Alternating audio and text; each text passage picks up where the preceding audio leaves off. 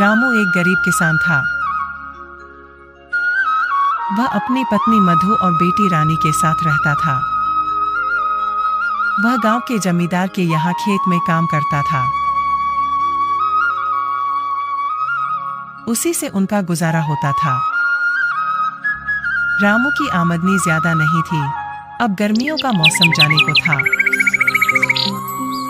और सर्दियों का मौसम आने को था।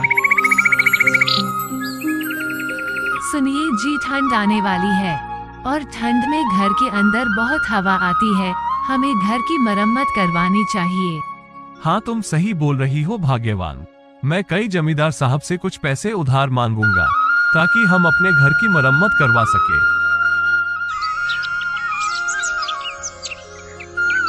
और अगली सुबह रामू खेत में काम पर जाता है। कुछ देर काम करने के बाद रामू जमींदार साहब से कुछ पैसे उधार मांगने के लिए जाता है।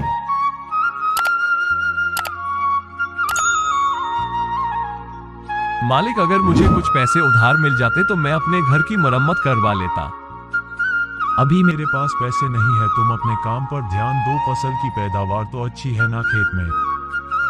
हाँ मालिक, फसल की पैदावार अच्छी है।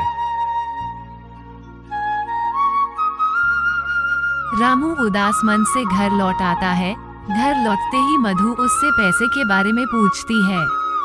ए जी, क्या हुआ पैसे का? आप इतनी उदास क्यों हैं? जमींदार साहब ने पैसे देने से मना कर दिया। अब हम क्या करेंगे मधु? कुछ नहीं, आप भगवान पर भरोसा रखिए। भगवान ने हमारे लिए कुछ ना कुछ जरूर सोच रखा है। खाना खाने के बाद सभी सोने की तैयारी करते हैं। रात के समय ठंड अधिक थी और उनके पास सिर्फ एक ही कंबल थी। ठंड अधिक होने के कारण उन्हें काफी ज्यादा सर्दी लग रही थी। तभी उन्हें कोई आवाज सुनाई देती है। दरवाजे पर कोई रामू को आवाज दे रहा था।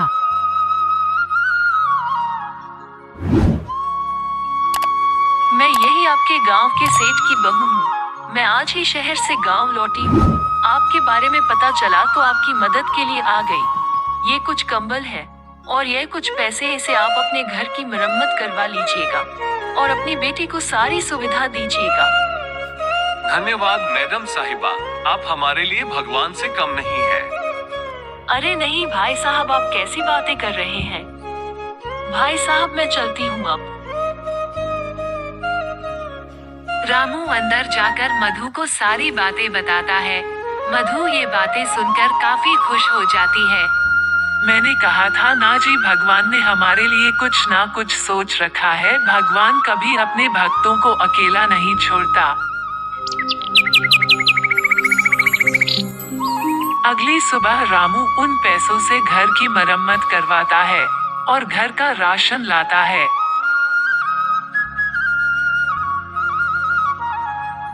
अब वो खुशी खुशी रहने लगते हैं।